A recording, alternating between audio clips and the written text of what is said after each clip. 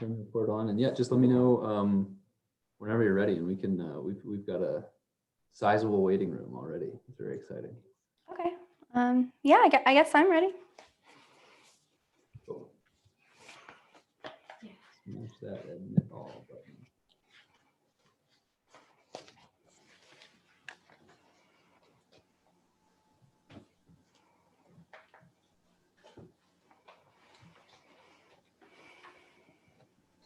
Welcome everybody. Welcome, welcome. Wow, good turnout. Hell yeah.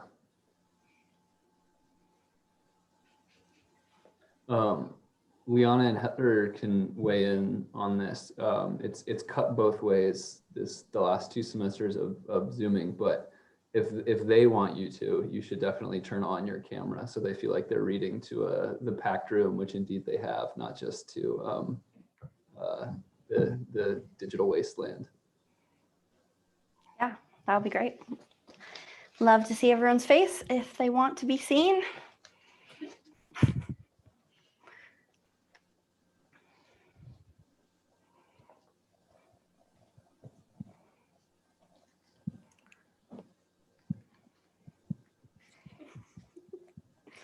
Cool. We'll give it another robust minute or so. We still got people trickling in. So.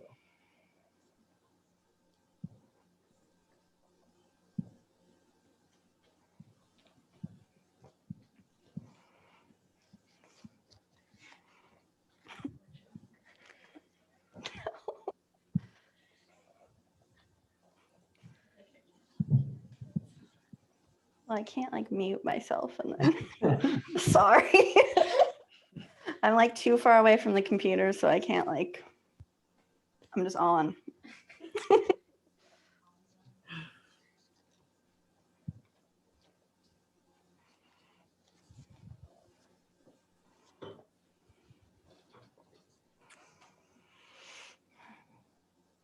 Cool. Well, yeah, Sam, I think take it away whenever you're ready. I think we've got got a great crowd. So Awesome. I'll leave it to you. Sounds good. Cool. So today I have the opportunity to get to introduce both Liana and Heather. So it will be a fun, packed hour. I hope everyone has a drink of water or alcohol, whatever you imbibe in, and are getting ready for a really wonderful hour. I remember starting the MFA program and immediately gravitating toward Liana and her work. Her poems are lyrically observant, resonate on all things, esque, and they really find magic in the subtleties of life. I recall one day, it was like Ed, Skook, Liana, and myself, and we're on the floor of the library, just kind of like crawling around the library looking for poetry books, because they're all on like the second level in the basement. We were like subterranean creatures for a moment. And Ed was talking about her work, and he really dug the growth that Liana was supporting, not just in herself, but in her colleagues. Liana has a keen and intuitive eye for what a poem intrinsically is, not what she as a poet wants a poem to be, which I think is a really important sort of skill in terms of editing. So I can't wait to hear her poems in what she reads today. But a little bit more about Liana. Liana Woodward is an MFA candidate in poetry at the University of Montana, a writing instructor and a poetry editor for Cut Bank. She was born and raised in Santa Fe, New Mexico, and received her BA in philosophy from St. John's College. Before moving to Missoula, she was a bookseller and a food tour guide. Her interests include rock star biopics, cutting groovy shapes on the dance floor or kitchen, and funny poems that also break your heart. So if you could make some room and some space in your mind for Liana, I'm honored to welcome her to the stage. Thank you so much, Sam. That was beautiful. Love you. Yeah, so I'm gonna read some poems that will be appearing in my thesis, which is to be turned in about a month. And I thought I'd start off with a poem that I wrote recently, and it's about spring. I get religious in spring, something like ruffled devotion to window slats and sunlight flashing lazy in domino patterns. Winter makes me forget my skin's fondness for photons, microscopic excitement that seeps into everything. A migration to optimism, like a jolt of realization that the car isn't crashing backwards. It's just a peripheral car in regular motion, a safety rush that comes after simulated danger. Bring me a bowl of cherries from my skull's refrigerator. It's popular now to know good feelings by their chemical names. Serotonin like a flood, oxytocin, trespassing and making me love you. These Corinthian names given by scientists but not acknowledging the divine deal blue skies made for the parade of flushed faces. And while it feels true that all depictions of deities are related, I don't dwell too much on which particles God might inhabit in case the light moves me too violently and my soul, or whatever, falls out softly onto the floor like a silk dress.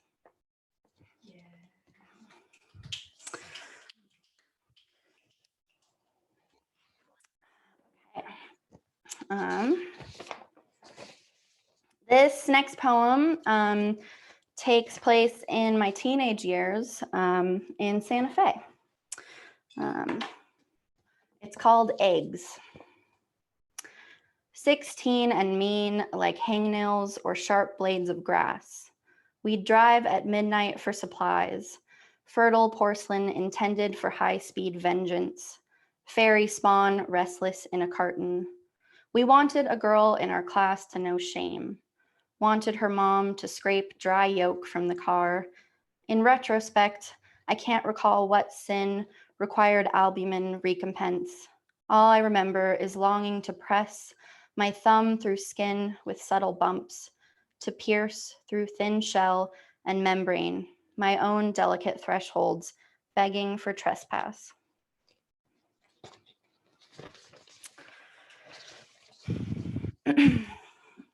Sorry, dry mouth.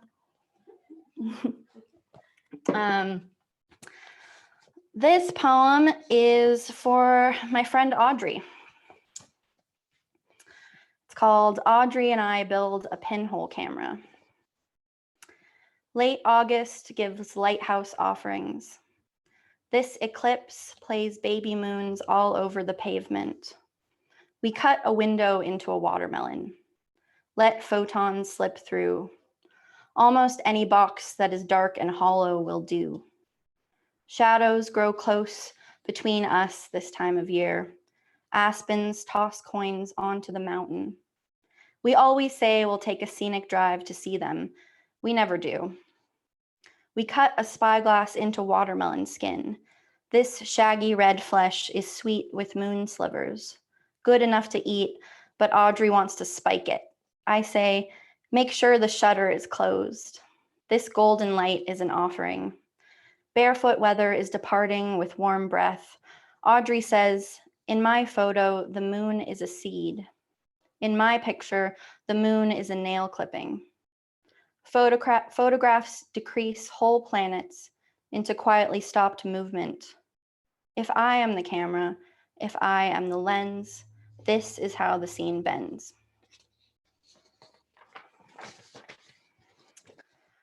All right. Got another Santa Fe teenage poem. This one's called Garcia Street and Acequia Madre. Halloween and Lexi takes a long pee in the empty lot.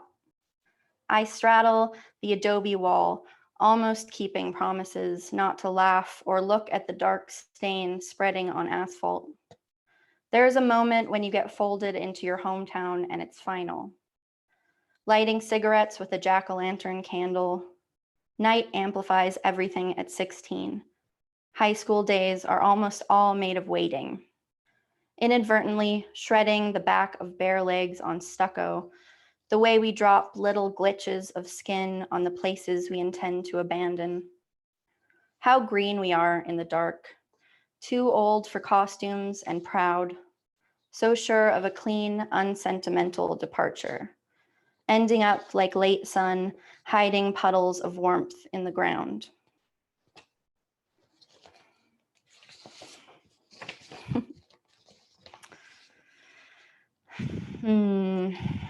Okay. This poem is called Birthday Presents. Birthday presents. February is my mother's hair in preparation for the party. Blow-dried, long and box red, translucent in mirror lights, rouge caught in skin fluff. February is ruthless lyric arrangement, edge of 17 doves in my bed, and light bulbs you can change the color of. It's Stevie Nicks in a velvet beret, baby Jesus in your hummingbird cake. When I turned 10, Mom put booze in the punch. I guess it was her birthday party too. But I cried clown tears on a paper plate, and I think that's why Walker's sister-in-law called me selfish only child. Everything's a party at Plastic City. Each aisle painted a different pattern, like the alien concavity of a chocolate strawberry. Champagne glass with detachable stem, favors in cellophane bags. Whitman would have said, happy continuation. You've eaten too many cheese danishes. They're all you've eaten all month. Now your teeth are covered in hard gems, your toothbrush a red Valentine.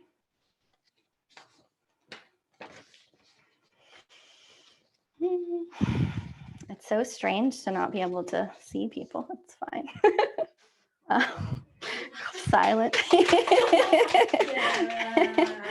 Thanks, guys. Okay, so yeah, here's another Santa Fe poem. Kind of. This one's for my mom. L for roll. When I am here, my mom is here in the 80s. Our bodies riding up canyon in a red convertible, made of the same dirt, different summers. We park in the Arroyo lot across the street, same punk boots probably. In the story, a cigarette jukebox tempts. I am 24, she is 24. The bartender tells us how the kitchen is really a closet, the back room a brothel, after hours ghosts that pile dirt on each table. A bullet goes through the bar into the mixologist.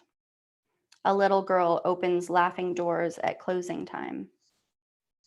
I'm sipping and rolling eyes with the slouching woman Stan Natchez painted. Guadalupe snarling at the flaming bowl.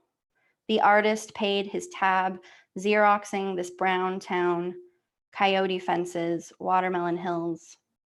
Would his lady in red be worth millions stuck on the wall? A waitress scrubbed last night's party from the portrait with a bottle of orange 409 and the backside of a sponge. Blues and cumbia dancers sand the floor to earth. If we have enough tequila, call it the rubber room, bend the boards. Mom dances on the bar held together by Coca-Cola syrup.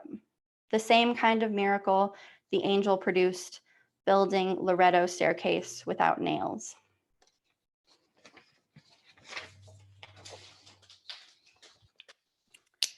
Okay. Two more. This one's called Non-Grandeur. Autumn monsoons slap us silly, make us wet as sunflowers, lean like drunk girls. I fall asleep in your dorm room on a parade of Goodwill cashmere. I am always drooling over your arrangement. Vintage jewelry like archival slides, records twinkling like old man eyes. Your paisley comforter, a pre-Raphaelite garden. loose tea spills from desk to linoleum floor. How easy it is to build a fantasy out of objects. You braid my hair into smutty reptilian screens. I try on your red lips, the black dress from art school. You make my body more than a utensil. How easy it is to fool ourselves into a painting. In the dining hall, every bite is pearlescent. You curate what goes in your mouth. We are pretentious, which is to say, we pick the pattern of our tarnish. You are certain you are losing your hair. You are certain you are pregnant. We both are. You say, whoops, thought that was wine, turns out it's blood, and lick your fingers. You say, when I have fears that I may cease to go running, when I have fears that I may cease to be, I go running. You text me your sweaty body. These days I buy abundance in half-off loose cans of beer. I'm dragging our schoolgirl corpses all over Montana. And romanticism isn't a lamp I turn on anymore. It's too garish.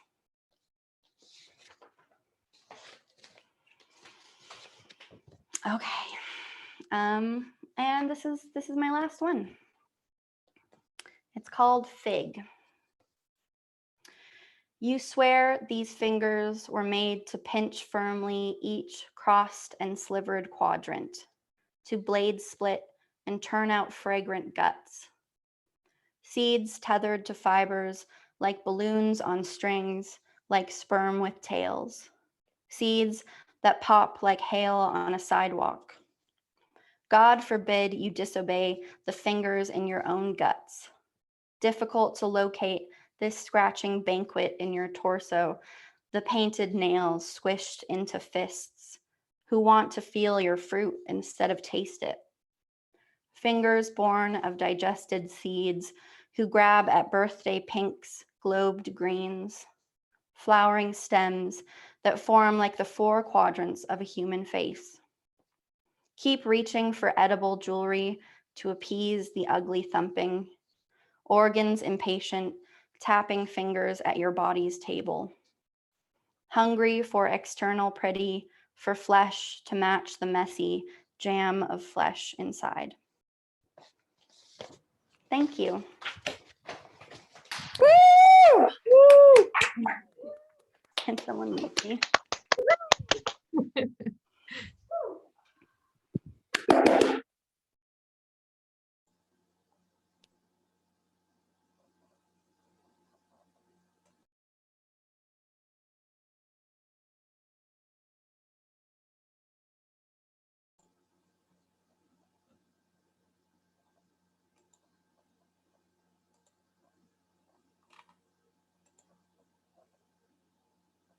Amazing.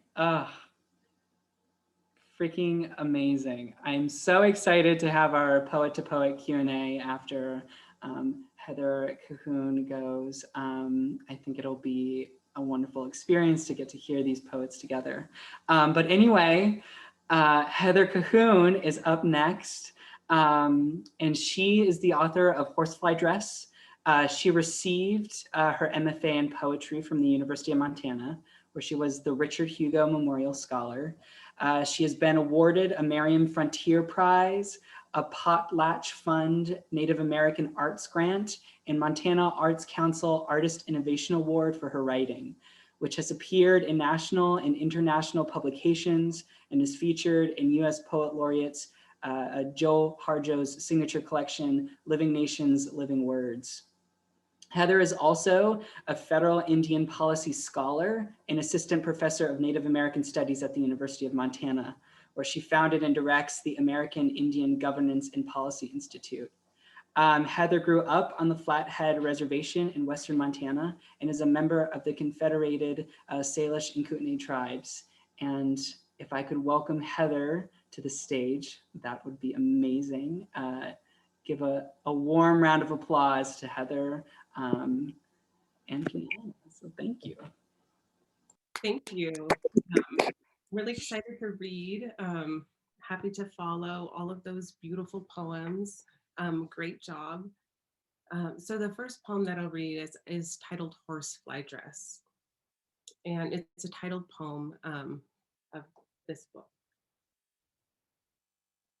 A long wing feather propels the stunted body of a black-crowned night heron through air, breaking apart the dried mouth of memory.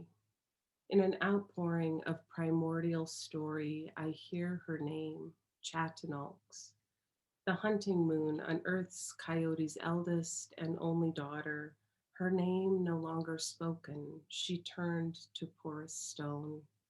But I hear her name, Chatanalx, along Flathead River near Rive, in the cutting of meat, its crackle drying above smoldering cottonwood.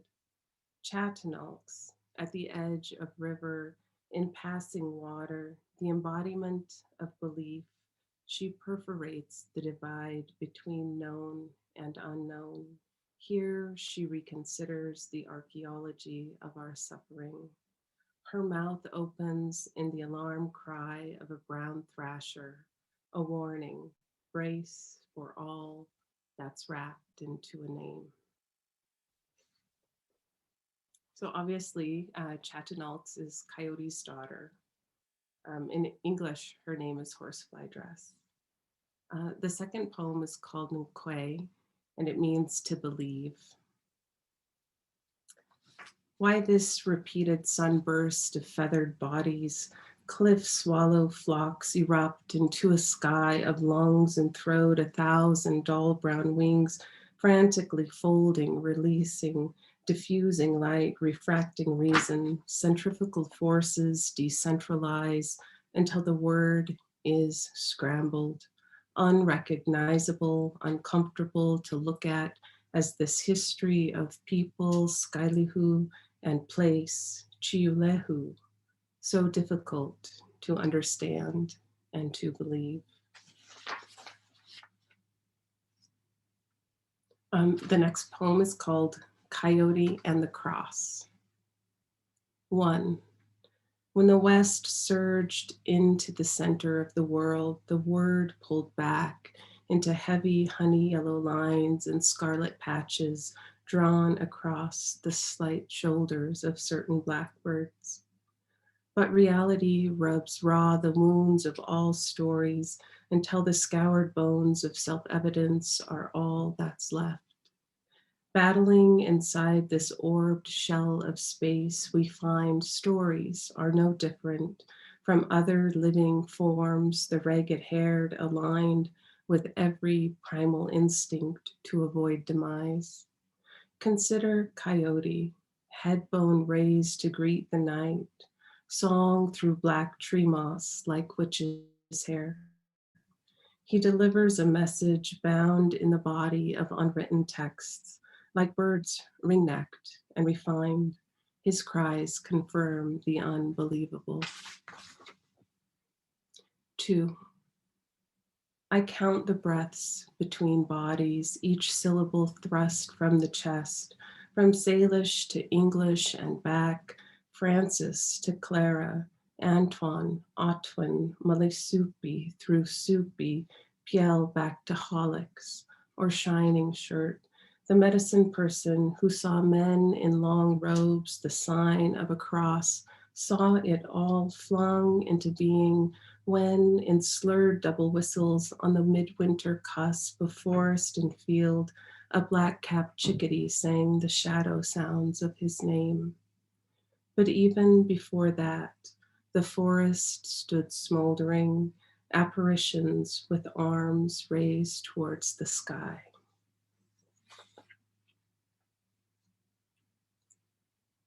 So the next poem is titled The Chiche, and it means older sister in Salish. She is a wood warbler hatched into madness. She emerged from milky shell, earthen brown blotches, not Rorschach, not robin, but warbler. Open mouth swallow of hard chipped notes, calls smothered inside her smoke gray chamber of throat. Disappearing between branches, muted yellow-green tail feathers and body, dainty clawed toes, white lines half circle her eye sense, but can't see. At the center of night, movements, misfire, misreads the body, responds on its own.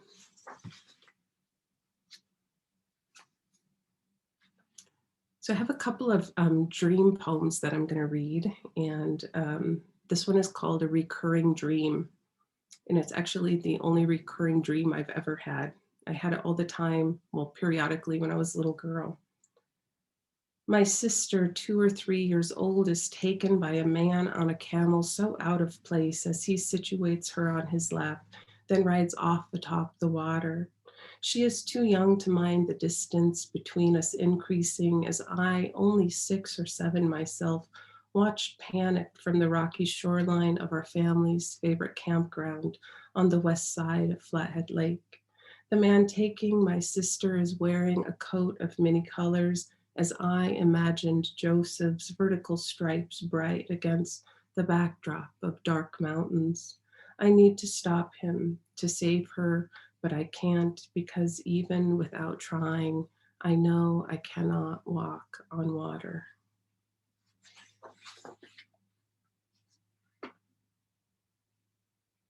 So this is the second dream poem.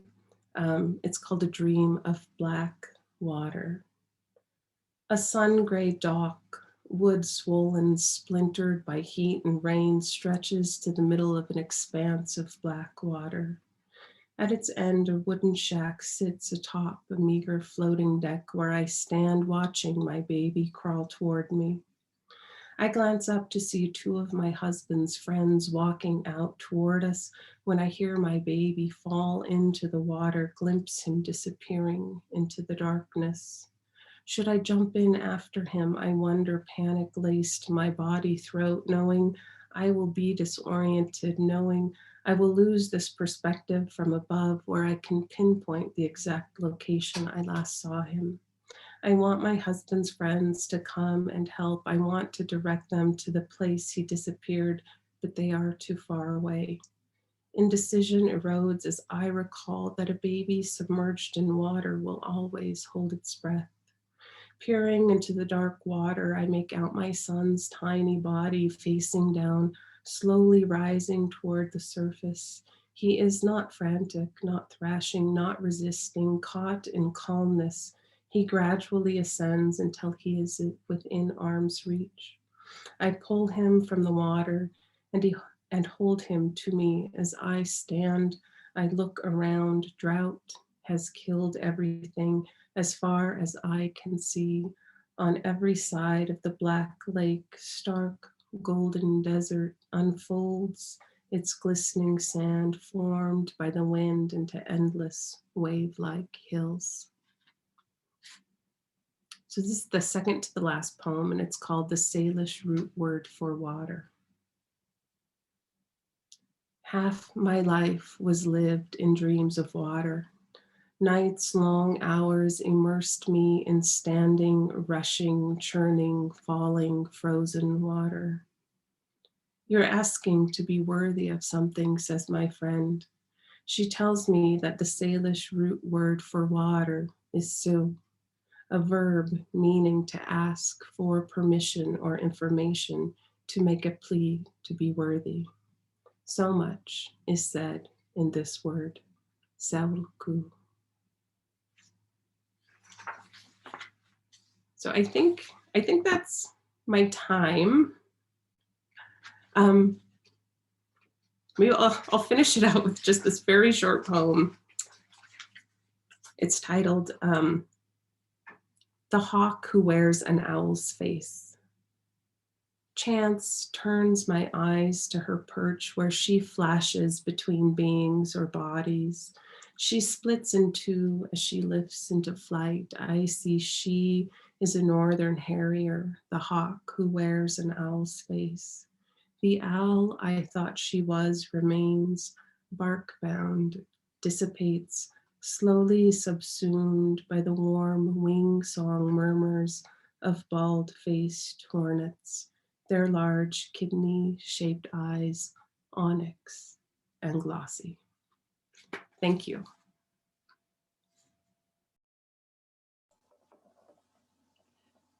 Amazing. So I think now if Heather, if you're up to it, and Liana, if you're up to it, maybe we could have a little Q&A. If anyone has a question, please drop it in the chat. Heather or Liana, if you have questions for each other, please ask away. Like, this is an opportunity to kind of like dig in there and understand the essence of each other's work.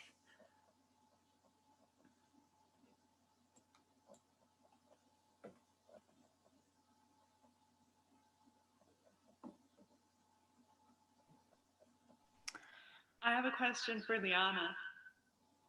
Okay. How do I get more of your stuff? I guess, I mean, I haven't really published anything yet, so I'll just send you some. I want to read all of those like 5 more times. I can send them to you.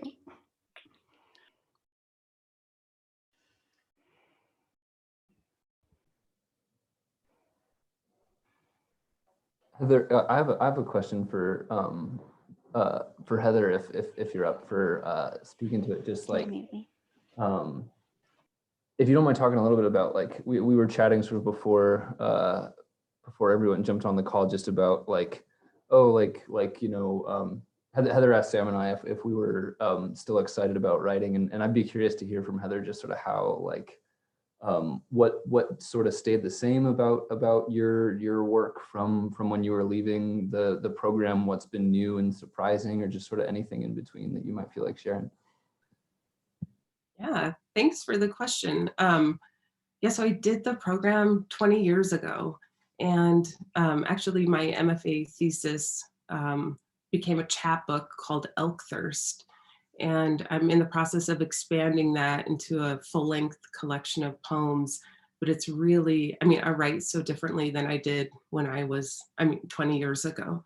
And I mean, mostly it's like I was rereading it, and the content and the voice, like, thankfully there's like this identifiable, like, common thread. All of those, you know, like those pieces of my writing are still intact, fortunately. But what is most different is the form. So I never saw people using like the page as a field, you know, like just sprawling words across. I have, you know, a lot of my poems, they're everywhere. And I think that like, you know, just taking more liberty to allow the poems to assume whatever shape and form. I think I didn't do that 20 years ago, and it's very like standard, like stanza, stanza, stanza, stanza. And I don't even know how you guys are writing now, but that's literally how all of my peers, like everybody just wrote poetry, and that's what it looked like. Well, not everybody, but you know, that was like a very common form of, you know, what it looked like to write poetry. So I would say that has changed the most.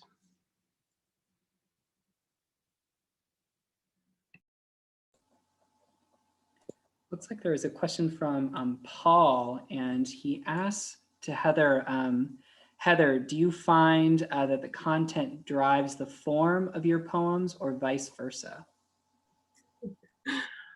You know, I don't really know. There's 2 poems in Horsefly Dress that I feel like they have never found a comfortable form. They're just, you know, it was like time to publish, and so I just had to let them go, and they're just like held in this kind of uncomfortable form. But otherwise, you know, I don't know, that it just seems like a poem, it'll just look right and feel right, and then you know you're done and it's in its right shape and its right form. So yeah, I don't know if one drives the other for me, but thank you for the question. I have a question for Liana. Your poems cover like so many different topics, they'll jump from, Santa Fe to ancient Greece so easily. But they all still sound like your poems, and they sound like these cohesive bits of your voice. And I haven't gotten to see any of your poems this semester, which is a tragedy. And that I was wondering, as you've been making your thesis, what you've seen as like the threads that connect all of these poems together. Don't laugh at my question. I'm laughing because that is something that I really struggle to do. I writing a thesis, like, I don't know, when I write whatever comes to me, and setting myself an assignment or saying this is the theme that I'm writing on is really difficult. So I guess I don't really have an answer to that. I like things, detritus, objects. That's a theme.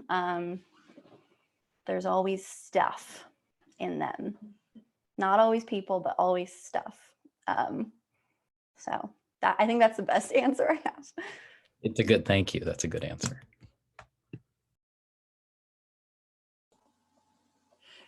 Emma Pfeiffer just asked to Heather, Heather, can you talk more about your day job role at the University of Montana and how it informs your work? Yeah, so that's a very interesting question. So I'm an assistant professor in the Native American Studies department, and last year I founded the American Indian Governance and Policy Institute, and my PhD background is in tribal sovereignty and federal Indian policy, its roots in international law, and so very, very interested in societies, how societies self-regulate, what means, how do they articulate and enforce those sort of policies. And so just have a very strong interest in that. Before teaching at the university, I worked as the state tribal policy analyst for the Montana Budget and Policy Center, and got to work with a lot of different tribal governments and tribal communities in the state of Montana. And just, well, if you're a scholar of federal Indian policy, you'll see that sort of this nation state idea that has been around for just a little bit of human history, this arbitrary political boundaries and the ways in which a nation state provides for its citizenry. And so that model has been applied to tribal communities, to tribal nations. So there's really this massive state building effort happening since the 70s, and especially since the mid 90s in Indian country. And on a lot of reservations, that structure is still developing, and it's underdeveloped politically. And so there's a big need for policies to help drive I guess just the creation of that structure, whatever it looks like. Some tribes have done really innovative things using policies to, for example, give wild rice and other aspects of in the environment rights that are equal to human rights. So people are still using these very Western methods of regulation. So policies, codified law, to protect and to sort of articulate Indigenous values. So that's what I do outside of writing poetry. That's really cool. I feel like it has to inform the poetry too, right? That was part of your question, sorry. It does, the content, I would say. I have poems that come from just very haunting stories that different tribal leaders have told me about, things that have happened in their communities. And also I think that there's this pretty evident, I don't know if can call it even like a subtext, but it's a well, maybe not completely anti, but it tries to draw attention to the settler colonial history of America and what that means. Just that are the whole foundation of our country, what that says about us, that we have that history. and many other settler colonial countries around the world. But yeah, so definitely it does. I think there's a lot of reflection back and forth. Very cool. Thank you.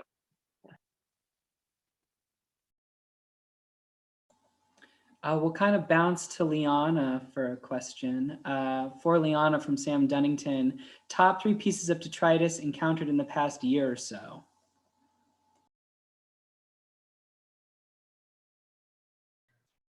Top piece of detritus was a beautiful rotting orange bell pepper that I saw on my walk to Orange Street. And it was like glowing in the grass.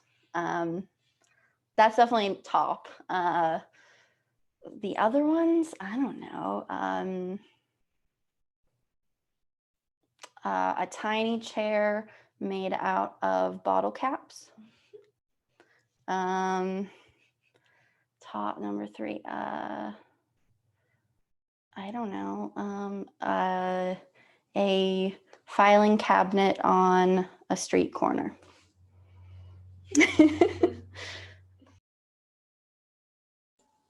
Amazing, thank you. Heather, Mark did ask a little while ago, he asked, your PhD work seems very invested in legal language. How has that kind of language changed your poetry, or has it changed your poetry? You know, I think that it actually helps me be a little more exact in how I articulate things, because it has to be clear, you know, so I feel like that it's been useful to me in that regard.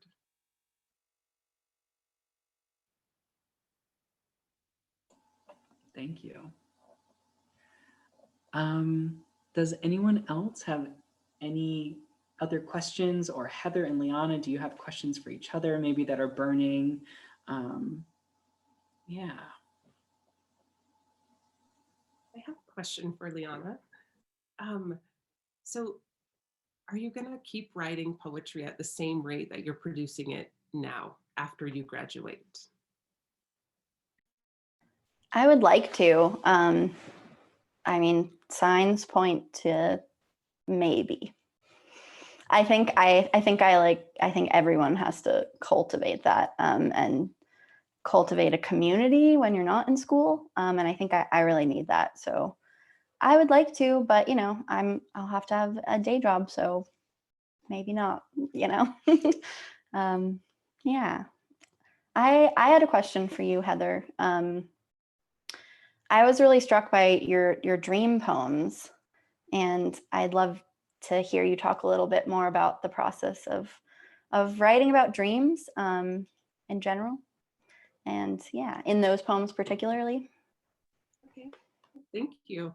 Yeah, so I, for basically my whole life, have just, you know, until just the last few years, I think, have just had really vivid dreams.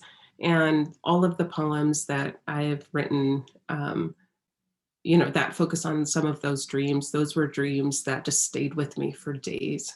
And I thought about them, I thought about their meaning, you know, how can they be interpreted and applied to my life, and, you know, just gave them so much thought. And also I've been a very avid journaler for most of my life. And so I would always journal those about those poems. And the poems literally were just extracted from my journals, basically. Just, you know, however I wrote them, that's basically how they're in the book now.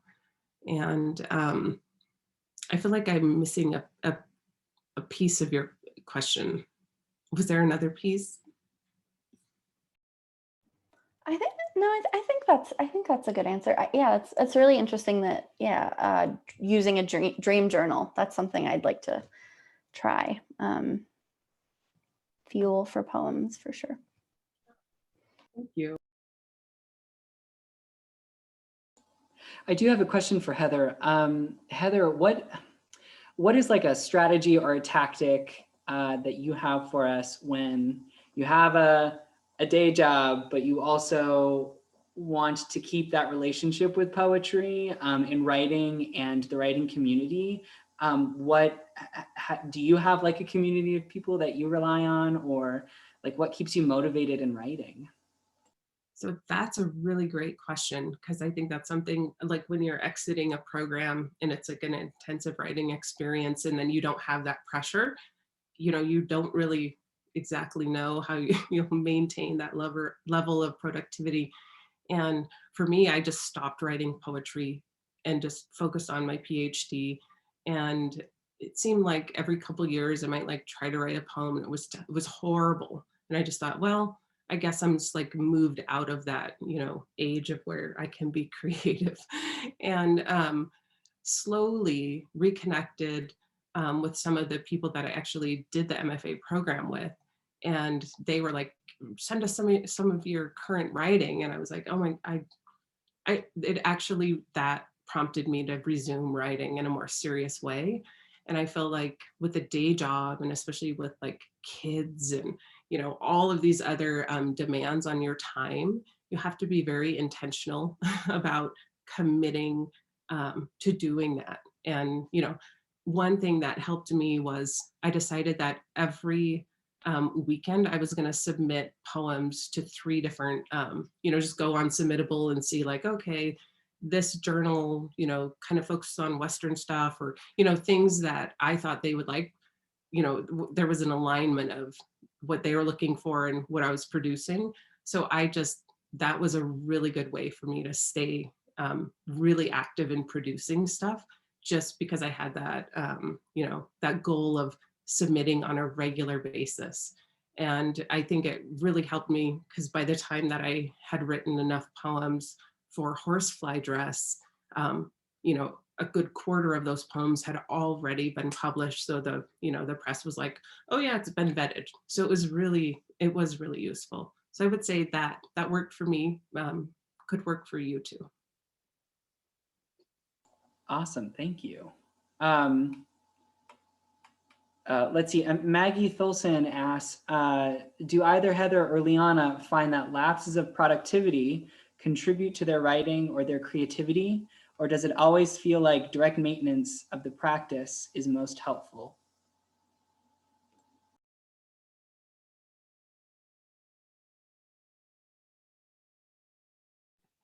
So I guess I'll go first. I feel like direct maintenance is most helpful. It just seems like with anything, practice, you get better with practice. And so if you maintain a commitment to just practicing your craft, I feel like you get better, but definitely you maintain your sort of level of, I'm not even sure what to call it, like the level you've achieved in terms of like how good of poems you're producing. So I would definitely say to continue. That works the best for me. Yeah, I guess I feel like practice is important, but also just keeping your practice of noticing, or that like level of paying attention to your surroundings, the world, and sometimes that period, it's the collecting phase rather than the writing phase, for me at least. But always keeping that in your head. I don't know. Always looking for inspiration. Yeah.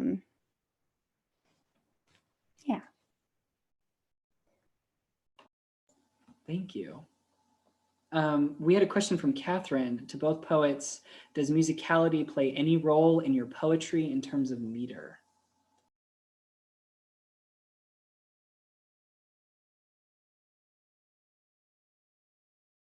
I guess I can speak to that. Yeah, I mean, a poem has to sound good and mean something. So even if I'm not writing in a strict metrical form, the meter and rhyme and how words sound are they're something I'm paying attention to. Yeah, but actually just everything Liana said, I agree with. I feel like it holds true for me too. That's great. Thank you. And then we have one more question from Emma. To both, is your poetry inherently reflective? What about poetry in general?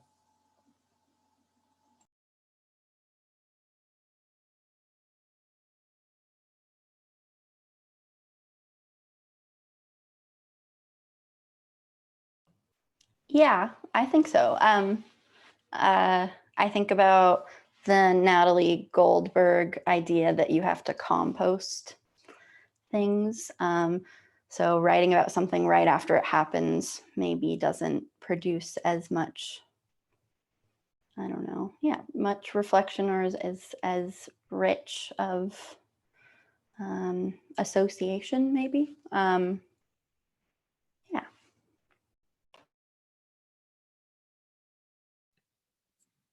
So I think that's an interesting question. And I would say, I think so.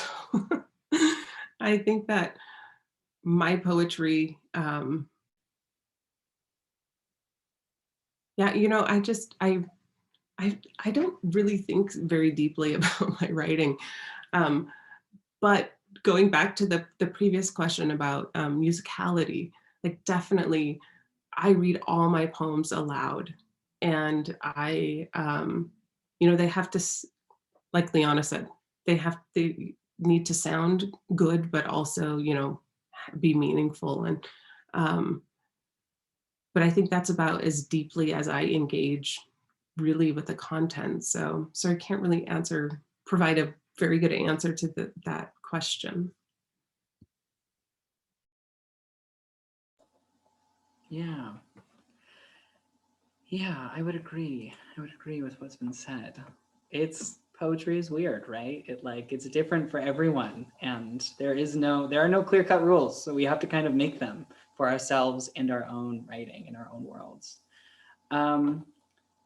Does anyone else have anything else they'd like to ask our poets this weekend? No? All right. Well, thank you to everyone that came out, especially to Heather and Liana. What a phenomenal Sunday to end your weekend, to begin it. So thank you both for coming and committing to this time, and to all of our lovely participants for clearing that space in your brain for poetry and for the world. Really, thank you. Thank you so much, Heather. Thank you. Thanks everybody for coming. Absolutely.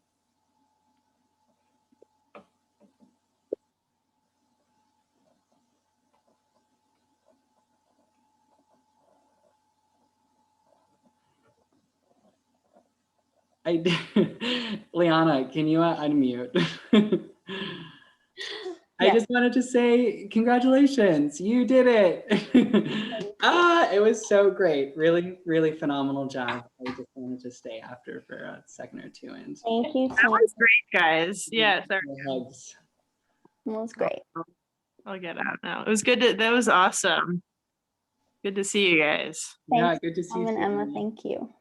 Yeah, glad I could come. This was awesome. Yeah. So thank you. I guess I will. Sam, do I end the Zoom? Hi, Tommy. You have those powers. Great job. That was amazing. Yeah, Thomas is here. Hi, Thomas. Walker says hi.